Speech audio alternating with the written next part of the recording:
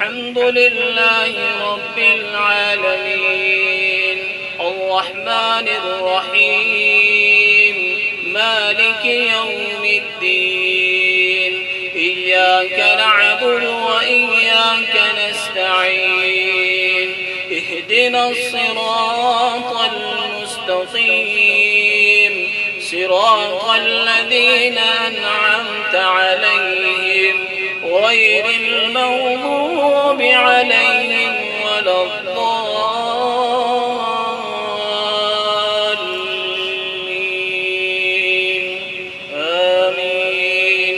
बिस्मिल्लाहिर रहमानिर रहीम वत्तीनि वज़्ज़ैतूनि वतूरि सीनीन वहाज़ल बलदिल अमीन लक़द ख़लक़नल इंसान फ़ी अहसनि तक़वीम थुम्मा रददनाहु अस्फ़ल साफ़िलीन इल्लल्लज़ीना आमनू वअमिलुस्सालिहाति फलहुम अज्रुन गैरु ममनून फमा युकज़्ज़िबुक बअदु बिद्दीन अलैहिस्सलाहु बिअहकमिल हाकिमीन।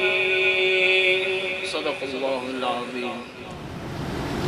औज़ु बिल्लाहि मिनश शैतानिर रजीम। बिस्मिल्लाहिर रहमानिर रहीम।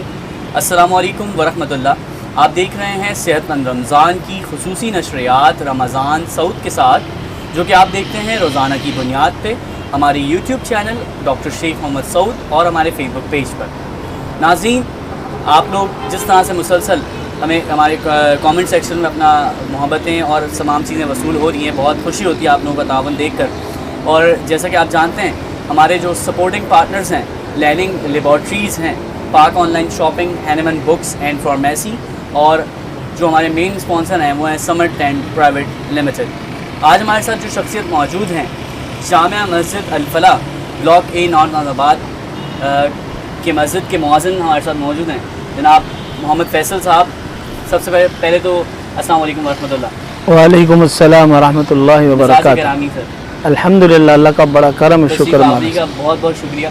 शुक्र। जैसे कि अब रमज़ानुल मुबारक का सिलसिला चल रहा है, माशाल्लाह से आजकल आपका जो स्केजुअल है वो बेहद टफ होता है। इस बात से मैं तो बखूबी वाकिफ़ हूँ। जी जी, क्योंकि माशाल्लाह से जामिया अल-फलाह मस्जिद में हर साल 50 से 60-80 अफराद माशाल्लाह से मुअतकिफ़ होते हैं। हर साल ये सिलसिला रहता है यहाँ पे, और माशाल्लाह हर मस्जिद में इतिकाफ़ का सिलसिला होता है।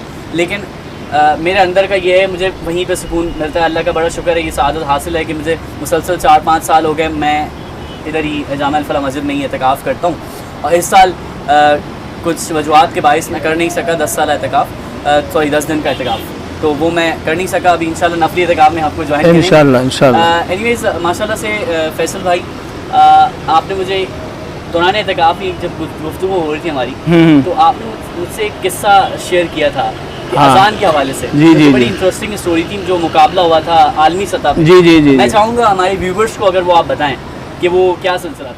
वो सिलसिला ऐसा था कि 2019 में आप भी इतिकाफ़ में बैठे हुए थे, और मेरे एक दोस्त का फ़ोन आया। वो कहने लगा कि फैसल भाई, सऊदी गवर्नमेंट की तरफ से एक आलमी सतह पर अज़ान का मुकाबला हो रहा है, ठीक है, उसमें आप अपने अज़ान रिकॉर्डिंग करके भेजे हैं। तो मैंने सोचा यार मेरी अज़ान कहाँ जाएगी, लेकिन अल्लाह का हुक्म हुआ, बस अल्हम्दुलिल्लाह उसमें हमने अज़ान रिकॉर्डिंग करके हमारे बच्चे ने बड़े तरीके से उसको रिकॉर्डिंग करके भिजवा दिया। ठीक है। उसमें 25,000 लोगों ने उसमें शिरकत करी। 25,000 लोगों में से सऊदी गवर्नमेंट ने 50 लोगों को चुना, उसमें से मेरा नाम भी रखा गया। अल्लाह का बड़ा करम है। तो उसके बाद जो है 50 में से उन्होंने दूसरे राउंड पे जब शुरू हुआ, दूसरे लेवल पे, उसमें उन्होंने 20 बंदों को निकाल दिया, 30 बंदे का नाम रखा, उसमें भी मेरा नाम रखा गया। फिर तीसरा लेवल पे जब हम गए तो उसमें से उन्होंने 20 बंदों को निकाला, 10 बंदे रखे गए। फिर चौथा राउंड जब शुरू हुआ, उसमें से उन्होंने 6 बंदे का नाम रखा और बाकी 4 को निकाल दिया। उस 6 में से मेरा भी नाम रखा गया था। आखिरी मरहला था, आखिरी राउंड था, जिसमें वो अल्लाह का हुक्म नहीं, मैंने अल्लाह से यही दुआ करी थी कि अल्लाह पाक जहाँ मेरी ज़रूरत हो तो मुझे वहाँ दे। उसमें इनाम ये रखा था कि गवर्नमेंट की तरफ से 5 लाख रियाल इनाम दिया जाएगा, और अव्वल पोजीशन आने वाले को मस्जिद नबीवी के अंदर मुअज्जिन मुकर्रर किया जाएगा। तो अल्लाह से ये दुआ करी तो अल्लाह पाक हमें भी एक मौका मिल जाए, हम भी मस्जिद नबीवी में अजान दे दे। हज़रत बिलाल रज़ी अल्लाह ताला अन्हु ने उस मकाम पे अजान दी है, हमारी हैसियत तो नहीं, लेकिन अल्लाह के लिए क्या मुश्किल है। अल्लाह से दुआ करी, अल्लाह पाक ने हमारे हक में बेहतर फैसला किया कि भाई आपने यहीं रहना है, तो उसी में हम खुश हैं अल्हम्दुलिल्लाह। अल्लाह पाक का अच्छा, अजान की बात छेड़ी है फैसल भाई, तो मैं चाहूँगा कि हमारे व्यूवर्स को आप वो एक अजान भी सुना दें, जो अजान आपकी माशाल्लाह बहुत मशहूर है। तो पढ़ते हैं फैसल भाई, आप अजान सुना दें। ठीक है इंशाअल्लाह।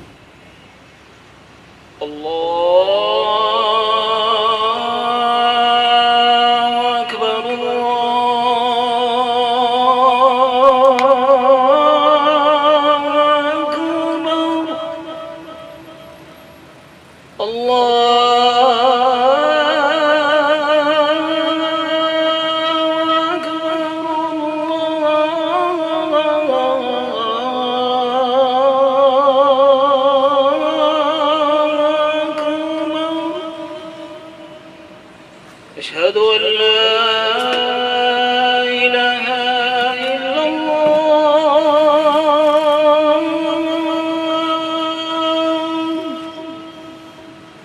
أشهد أن لا إله إلا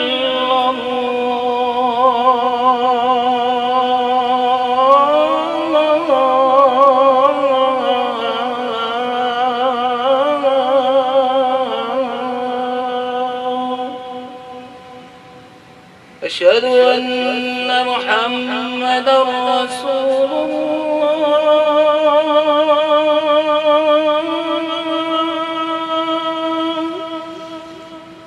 أشهد أن محمدا رسول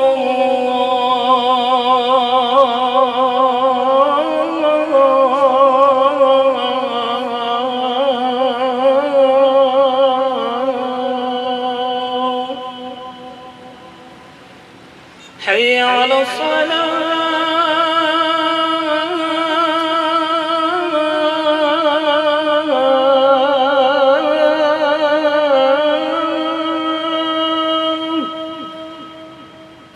حي على الصلاة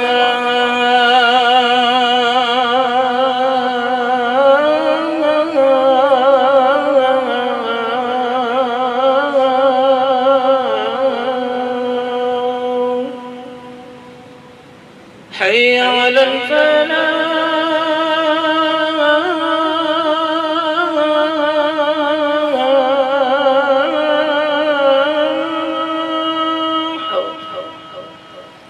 حي على الفلاح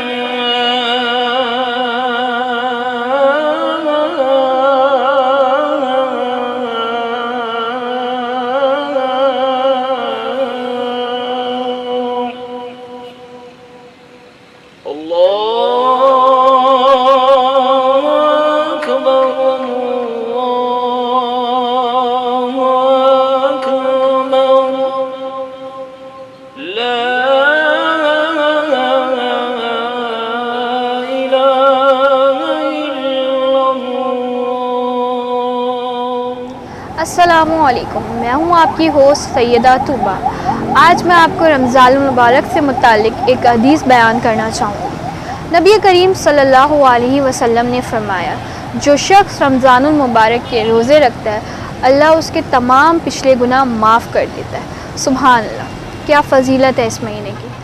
नाज़रीन, इस हदीस से हमें एक बहुत अहम मैसेज मिलता है कि जो भी हमने पूरे साल कबीरा सगीरा गुनाह किए हैं, उनकी हम माफ़ी करवा सकें। ये मग़फ़िरत का महीना है, मग़फ़िरत आम होती है। हमें चाहिए कि हम ज़्यादा से ज़्यादा नेक अमाल करें और अल्लाह ताला से अपने गुनाहों की माफ़ी मांगें, क्योंकि रोज़ेदार के हर गुनाह, जो इस हदीस में भी बयान किया गया है कि रोज़ेदार के तमाम गुनाह अल्लाह ताला माफ़ कर देता है और वो बिल्कुल उस इंसान की तरह हो जाता है, उस बच्चे की तरह हो जाता है जो कि अभी अभी पैदा होता है।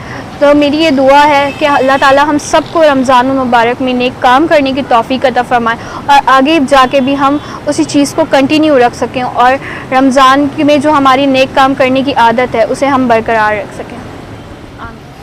माशाल्लाह सुभान अल्लाह। और बहुत ही खूबसूरत अंदाज में जो है अभी हमने जो है वो अजान सुनी बेशक। और बड़ी इनकी स्टोरी भी इंस्पायरिंग थी जी। तो नाज़रीन अस्सलाम वालेकुम, मैं हूँ डॉक्टर शेख मोहम्मद सऊद और आपको अगेन जो है वो वेलकम करता हूँ हमारी रमज़ान की खुसूसी नशरियात के जिसका नाम है सरमन रमज़ान। नाज़रीन आज जो मेहमान शख्सियत हमारे सेट पे मौजूद है ये मेरे बहुत ही अच्छे दोस्त भी हैं और बहुत ही यंग और एनर्जेटिक जो है वो होम्योपैथिक डॉक्टर हैं। मैं समझता हूँ कि पाकिस्तान में शायद ही कोई होम्योपैथिक डॉक्टर हो जो कि इनके नाम से वाकिफ़ ना हो। होम्योपैथिक की जो है वो प्रैक्टिस भी कर रहे हैं और बेशतर इनके जो है वो स्टूडेंट भी हैं। King Fahad homeopathic medical college से इनका जो है वो ताल्लुक़ है। अच्छा, ये पहले वहाँ पे स्टूडेंट थे और अब माशाल्लाह वहाँ की एडमिनिस्ट्रेशन भी देख रहे हैं और साथ साथ बेशतर स्टूडेंट को पढ़ा भी रहे और बहुत सारे डॉक्टर ऐसे हैं जो डॉक्टर साहब के हाथों मतलब पढ़ने के बाद डॉक्टर बन चुके हैं। तो सबसे पहले तो सर अस्सलाम वालेकुम। वालेकुम अस्सलाम। और आपका बहुत बहुत शुक्रिया कि आप, चूँकि मैं समझता हूँ कि रमज़ान में हमारा स्केजूल बहुत ज़्यादा सख्त हो जाता है और आप टाइम निकाल के जो है हमारी साइड पे आए, आपका बहुत बहुत शुक्रिया। सबसे पहले आपसे मेरा सवाल ये है कि आपको कैसा जो है वो फील होता है कि एक ऐसा कॉलेज कि जहाँ पे जब बच्चा ज्वाइन करता है उसके एम्स एंड ऑब्जेक्टिव ये होते हैं कि मुझे बहुत ही अच्छे से पढ़ना है और डॉक्टर बन के जो है वो निकलना है। आपने स्टूडेंट लाइफ भी बहुत ज़्यादा अचीवमेंट हासिल की और जहाँ पढ़ा आज आप वहाँ पे पढ़ा भी रहे हैं और सारे एडमिनिस्ट्रेशन के जो है वो माहौल भी देख रहे हैं, तो क्या आपको जो है वो फील होता है? सर बहुत अच्छा फील होता है सऊद भाई। इसकी मेन वजह यह है कि उस्तादों की बड़ी करम नवाजी थी। ठीक है। और मेन चीज़ थी वालिदैन की ये तरबियत थी कि उस्ताद को वालिदैन की जगह रखना, उनकी इज्जत करना। ठीक है, तो अगर आपको कोई बेहतर उस्ताद मिल जाए, आपको गाइड करने वाला, मोटिवेट करने वाला, आपको पुशअप करने वाला, तो आपकी किस्मत बन जाती है, संभल जाती है। उसके लिए रहेगा कि हमने हमेशा एहतराम किया उस्तादों का और ये मेरी खुश नसीबी है कि मुझे उस्ताद अच्छे मिले जिन्होंने मुझे पढ़ाया, जिन्होंने मुझे मोटिवेट किया, जिन्होंने मुझे आगे पुशअप किया। होम्योपैथी की अलिफ बे बताई जिसमें सबसे पहला नाम जो है डॉक्टर राना ताहिर अमीन साहब का है जो कि principal king Fahad homeopathic medical college हैं। उन्होंने बहुत ज़्यादा मुझे प्रमोट किया, उन्होंने मुझे बहुत ज़्यादा हाईलाइट किया, उन्होंने मुझे बहुत ज़्यादा आगे किया, जिसकी वजह से जब बच्चे को पुशअप करते हैं, हम आगे करते हैं तो वो आगे गोल अचीव कर लेता है। अगर हम बच्चे को डराते रहे आप नहीं कर सकते नहीं कर सकते तो कुछ नहीं होता। उन्होंने हमेशा मुझे गो हेड दिया, उन्होंने कहा यू कैन डू इट, आप कर लेंगे, आप हर काम कर सकते हैं, आप करें। तो बस वो उसी तरीके से करते गए, आगे बढ़ते गए। तो अल्लाह पाक की करम नवाजियाँ हैं कि अल्लाह पाक एक के बाद एक गोल अचीव होते रहे। तो सुभान अल्लाह। और आपने बिल्कुल सही बताया, उस्ताद की इज्जत एहतराम बहुत इंपॉर्टेंट है और मैं समझता हूँ कि उस्ताद भी उसी बच्चे को जो है वो का आगे बढ़ाता है, साथ देता है, जो कि वो देखे कि इसमें जो है काबिलियत है, बिल्कुल ऐसे ही जो है वो सलाहियत रखता है, ये दूसरों का एहतराम करता है। बहुत ही अहम बात आपने बताई नाज़रीन को कि नाज़रीन हम भी अपने हर प्रोग्राम में बताते रहते हैं कि एक तो वालिदैन का एहतराम और उस्ताद भी आपके वालिदैन हैं, बेशक आपके रूहानी जो है वो माँ बाप हैं। अच्छा डॉक्टर साहब आप ये बताएं कि इसके साथ साथ आपकी जो है वो क्लिनिकल प्रैक्टिस भी है जी, तो मुझे ये बताएं कि आप कौन सी एरिया में जो है वो क्लिनिकल प्रैक्टिस है आपकी और कौन कौन सी केसेस हैं जो आप जो है वो ज़्यादातर देख रहे हैं? मेरी मुख्तलिफ़ जगहों पे प्रैक्टिस है। मॉर्निंग में तो कॉलेज की मसरूफियात हैं, कॉलेज के मामला देख रहे होते हैं कॉलेज में। उसके बाद जो है Anabia homeopathic clinic and store, ये बिल्कुल नियर है king Fahad homeopathic medical college Orangi town 1 number के, वहाँ पे मसरूफियात है। उसके बाद इवनिंग की जो टाइमिंग है वो है कायनात होम्यो क्लिनिक, तो ये Orangi town 8.5 number near Qatar hospital हैगी, तो वहाँ की मसरूफियात है। मुख्तलिफ़ किस्म के केसेस आते हैं। दरअसल मैं ये समझता हूँ कि होम्योपैथिक जो है वो नज़ला खांसी ज़ुकाम की अद्वियात नहीं है। ठीक है, होम्योपैथिक तो ये है जो आपकी इम्यूनिटी पावर को बूस्ट करती है। हम मर्ज़ का इलाज नहीं, हम मरीज़ को पूरी शिफायाबी दे रहे होते हैं, उसके इम्यूनिटी पावर को इतना बिल्ड कर रहे होते हैं, उसकी कुव्वत मुदाफ़ियत, जैसे हम फ़िलॉसफी के अंदर पढ़ते हैं कुव्वत मुदाफ़ियत, इसको हम आम अल्फाज में देखें तो हम कहते हैं कि जिस्म की रूह। जब आप उसकी रूह को बेहतर से बेहतर कर देंगे, उसके अंदर ताकत होगी, तवानाई होगी, मज़ीद इंप्रूवमेंट होगी, तो वो बिल्कुल ठीक होगा। हमारा सिर्फ ये मकसद नहीं होता कि पेशेंट अगर आ रहा है और वो गैस्ट्रिक इंटेस्टाइन्स के हवाले से आ रहा है या फिर उसके अलावा उसको माइग्रेन का पेन है या बाकी सारे मामलात हैं, तो हम उसकी पूरी साइन एंड सिम्टम को देखकर हमारी अपनी तरफ से कोशिश ये होती है कि उसको मुकम्मल शिफायाबी की तरफ लेकर जाएं। अगर पेशेंट फिल वक्त कंप्लेन हमारे को कर रहा है कि हमें कॉन्स्टिपेशन है, तो सिर्फ हम उसको फोकस नहीं कर रहे होते, हम मजीद केस हिस्ट्री के अंदर डीपली जा रहे होते हैं कि इसके अलावा भी उसके साथ जो जो कॉजेज़ हैं उन सबको हम दूर कर सकें और शिफायाबी की तरफ उसको मुकम्मल शिफायाबी दे सकें। मेन फोकस हम इस तरफ करते हैं। जी, आपने जो है वो बिल्कुल सही बात बताई कि होम्योपैथिक अद्वियात का काम ये है कि आपकी इम्यूनिटी को जो है वो बूस्ट करे, ताकि आपका जिस्म इस काबिल हो जाए कि वो बीमारियों से लड़ सके, उसको ठीक कर सके। एक बहुत ही आम सवाल कि चूँकि आप भी एक उस्ताद हैं, बहुत सारे स्टूडेंट को जो है आप पढ़ाते हैं, जब स्टूडेंट होम्योपैथिक को पढ़ने के लिए आता है तो वो बहुत ज़्यादा कंफ्यूज हो जाता है कि कुछ लोग ये कहते हैं कि भाई आप जो है वो मेडिका को पढ़ें, कुछ कहते हैं कि फिलॉसफी को पढ़ें। तो आप, मैं चाहता हूँ चूँकि आपके स्टूडेंट भी जो है वो बहुत सारे देख रहे हैं, तो कौन कौन सी बुक्स ऐसी हैं या कौन कौन सी जो है वो इल्म ऐसे कि वो उसको पहले उसमें उबूर हासिल करना एक स्टूडेंट को बहुत ज़रूरी है? सऊद भाई, अच्छा सवाल है आपका। मेरे हिसाब से तो जो national council for homeopathy government of Pakistan ने DHMS का सिलेबस दिया है, उसके हर सब्जेक्ट को पढ़ना बहुत इंपॉर्टेंट है। ज़बरदस्त। हर सब्जेक्ट जो है अपनी जगह एक अहमियत का हामिल है।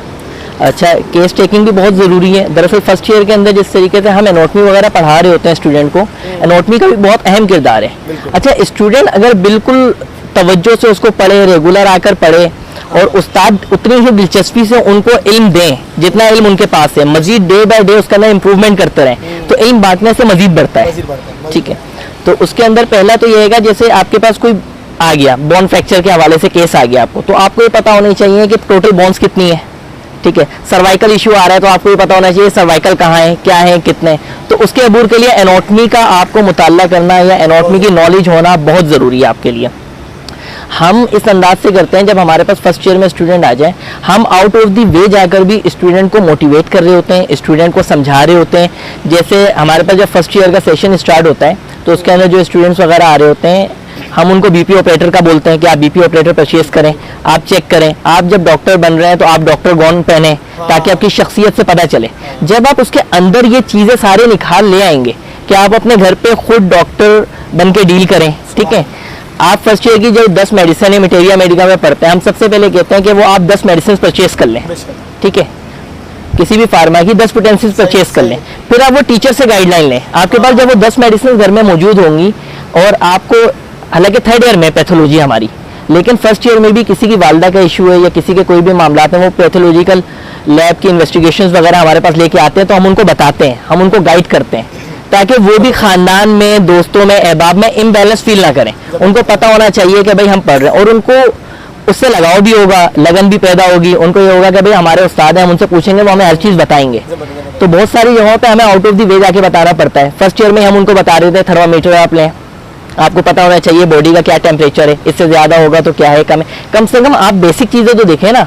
आपको पता होनी चाहिए कि शुगर कितनी है, नॉर्मल शुगर कितनी है, हाइपोग्लिसीमिया क्या आएगा, हाइपरग्लिसीमिया क्या आएगा। तो इनके लिए आप डिफरेंट देते हैं, स्टूडेंट्स वगैरह को मोटिवेट करते हैं, एक्स्ट्रा क्लासेस लेके उनको बताते हैं, तो उनका शौक भी बढ़ता है, वो और रेगुलर भी आते हैं और डे बाय डे जो है ना वो इम्प्रूव कर रहे होते हैं।